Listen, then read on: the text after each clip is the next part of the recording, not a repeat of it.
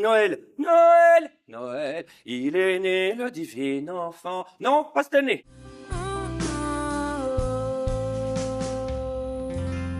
Mais savons-nous vraiment ce que nous fêtons? Bon, vous allez me dire qu'on fête la naissance du petit Jésus, c'est évident! Ah, ça serait si beau de réintroduire un peu de spiritualité dans la fête de Noël et de remettre le Christ dans l'équation. Mais la question est, y a-t-il déjà été dans l'équation? On sait tous que Jésus est né le 25 décembre de l'an 0. Mais non, c'est pas vrai, ça existe pas l'an 0. C'est spécial, pareil, être né en l'an 1. C'est pas écrit dans la Bible, puis y a pas de preuve que la naissance de Jésus a eu lieu en décembre, puis encore moins le 25 du mois. Mais je vous dirais qu'il y a quand même une chance sur 365 que Jésus est bel et bien né un 25 décembre.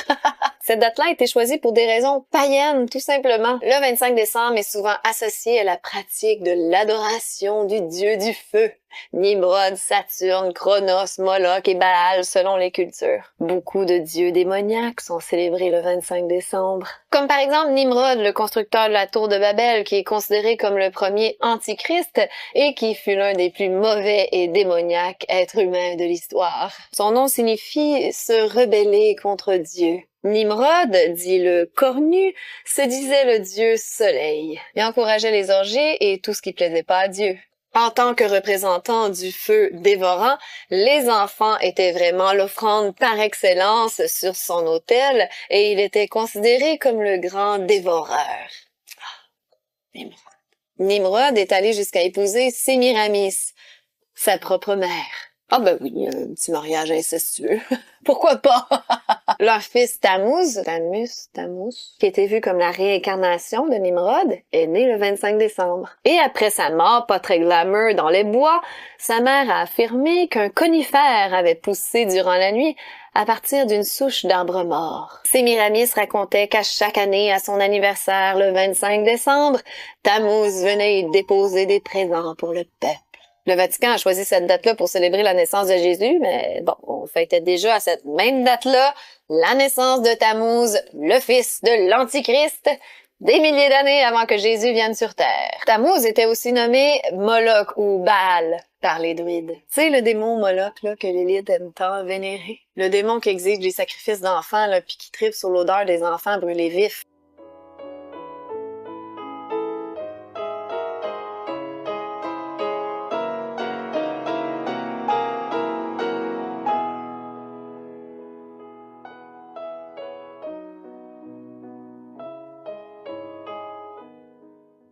And there, yes, what does it mean?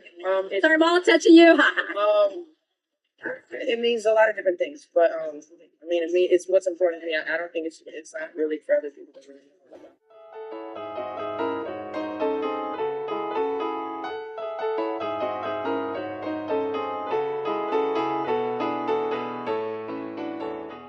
Sous ce même thème, on ne peut pas passer sous silence le dieu Saturne, qui a tous les attributs de Satan lui-même et qui était adoré le 25 décembre, bien sûr. Sa célébration était appelée les Saturnales. Ils ont même nommé une journée de la semaine en son honneur. Saturday. Samedi en anglais. Le mois de décembre étant le plus sombre de l'année, eh bien, durant les Saturnales, on priait pour le retour du soleil. C'était la débauche, on fêtait dans l'ivrognerie. Ouais. Ça a pas trop changé, finalement. Les orgies, puis on faisait même des sacrifices animaux et humains. Ça, c'est un party à mon goût. Tout en étant un dieu de la fertilité, Saturne était impitoyable dans les sacrifices humains qu'il exigeait. Même que de peur d'être détrôné par un de ses enfants, il les avait dévorés à leur naissance. Bon appétit! La planète Saturne a hérité de ce nom parce que parmi toutes les planètes, ses anneaux et sa couleur rouge brillant représentaient le mieux le dieu du feu. Pas mal chaque civilisation possède son dieu du feu ou du soleil. Du côté de l'Égypte, le 25 décembre, c'est la célébration du culte du soleil, Ré ou Ra,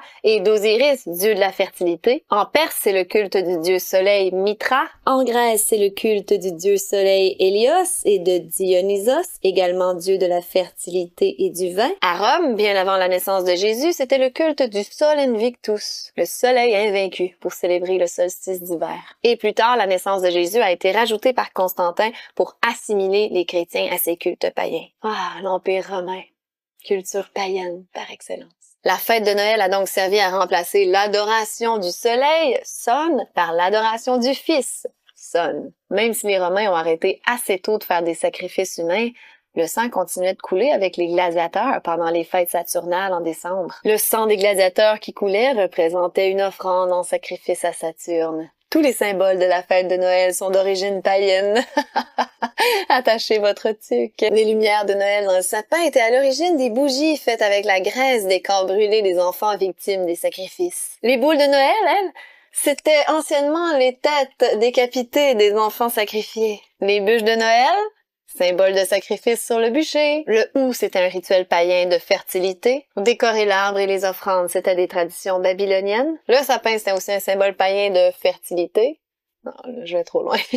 S'embrasser sous le gui, s'échanger des cadeaux, chanter d'une maison à l'autre, les bougies de l'Avent, les cartes de Noël, tout descend de ces fêtes et rituels païens. Il y a jusqu'au Père Noël qui a une ressemblance avec Saturne. Tu sais, un vieux monsieur avec une longue barbe qui aime un peu trop les enfants. Ainsi donc, Noël, c'est entre autres rendre hommage à cette diabolique divinité satanique qu'est Saturne. C'est tellement cute. Saviez-vous que c'est pas la première fois qu'il est interdit de célébrer Noël? C'était illégal aux États-Unis jusqu'au 19e siècle, justement parce que c'était considéré comme une ancienne fête païenne. La question qu'on se pose, évidemment, c'est pourquoi des êtres humains sacrifiaient ou sacrifient leurs propres enfants à ces démons et qu'est-ce qu'ils voulaient en retirer? And if you look at the elite throughout history, many of the people that achieve pinnacles of power are into the occult. They seek a supernatural way to gain power. Que celui qui s'approchait du feu recevait des lumières de la divinité et que par le feu on se purifiait entièrement de toutes les souillures produites par l'enfantement. C'est pour cela qu'on faisait passer les enfants par le feu de Moloch. On les arrachait ainsi au péché originel et cette purification rendait plus d'un nouveau-né victime de la divinité sanguinaire. D'ailleurs, si on fait l'étymologie du mot Tammuz, ça veut tout dire. Tam signifie rendre parfait et Muz signifie feu.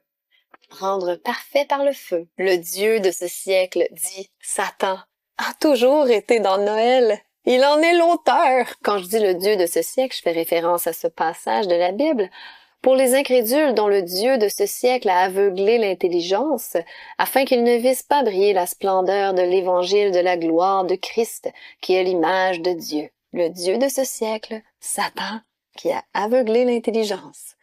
Allô, si vous voyez pas un lien avec ce qu'on vit aujourd'hui, moi, je démissionne. Selon l'Encyclopédie de l'Histoire mondiale, l'article Santa, le nom Père Noël, Santa Claus, était un surnom pour Nimrod en Asie mineure. Nimrod, l'Antichrist. Santa, serait-ce l'anagramme de Satan? Il suffit de déplacer une lettre. Santa Claus is Satan, and it's clear to see. He don't mind the raging fires in your chimney. You took a pass from Christmas Mass, now you are home waiting for an elf to bring you wealth, 'cause Santa Claus is Satan.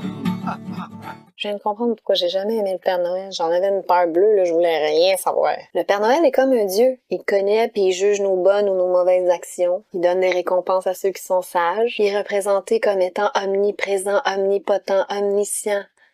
Des caractéristiques qui appartiennent qu'à Dieu. Les enfants prient le Père Noël pour obtenir des cadeaux. Le Père Noël, sous sa forme actuelle, a été créé de toutes pièces dans les années 30 par Coca-Cola pour vendre sa boisson super santé dont les enfants raffolent et tombent accros. Un genre d'adrénochrome pour enfants. Non, là, je vais beaucoup trop loin, excusez-moi. Des fois, je m'emporte. Les parents veulent tellement maintenir le mythe de Noël pour leurs enfants. Ils vont aller jusqu'à leur mentir puis de leur inventer de la bullshit de Père Noël qui va leur amener des cadeaux s'ils sont sages. Hey, j'ai envie de détruire la magie de Noël, moi, là. C'est votre trip à vous, les parents, là, de voir votre enfant tout innocent croire à un mensonge. C'est qui le dieu du mensonge, hein? Faites juste vous rappeler ou vous imaginer comment un enfant peut se sentir quand il réalise que ses parents lui ont menti toute sa vie. Qui ont inventé une histoire de Père Noël sans queue ni tête, mais que eux croyaient dire comme faire. Ses propres parents qui lui répètent sans cesse que mentir, c'est mal. En tout cas, maintenant, on peut mieux comprendre pourquoi les traditions de Noël se concentrent principalement sur les enfants qui sont totalement le centre de l'attention du party. Sans les enfants, Noël a pas mal moins d'intérêt. Noël, ça peut être super réjouissant pour certains, mais pour d'autres, ça peut être une période où règne l'adultère, la solitude, la jalousie, l'ivrognerie et la conduite dangereuse au volant, les controverses familiales, sans compter les dettes qui s'accumulent puis qu'on a du mal à rembourser. Alors on peut aborder la question de Noël, de la fête de Noël. Je vois qu'il y a pas mal de vidéos qui dénoncent cette fête Et je tiens à dire que les personnes qui font ce travail de décryptage font un très bon travail. Mais il n'y a même pas besoin d'aller jusque-là. Il faut juste se poser 2 questions. Première question, dans la Bible, est-ce que vous avez un passage biblique où Jésus-Christ demande de commémorer sa mort? Réponse, oui. Luc, chapitre 22, verset 19. Deuxième et dernière question, est-ce que vous avez un passage biblique où Jésus-Christ demande de célébrer sa naissance?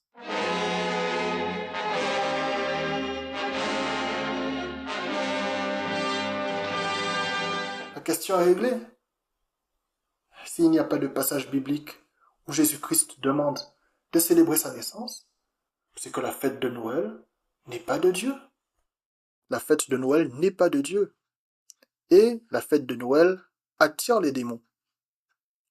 C'est facile à prouver. Le Père Noël, il a des lutins. Allez voir la définition de lutin dans le Larousse. Qu'est-ce qu'un lutin? Petit démon malicieux. Voilà. Quand vous ne respectez pas la Bible, les démons ont un boulevard devant eux. Voilà comment la fête de Noël est parvenue à mettre en avant les démons.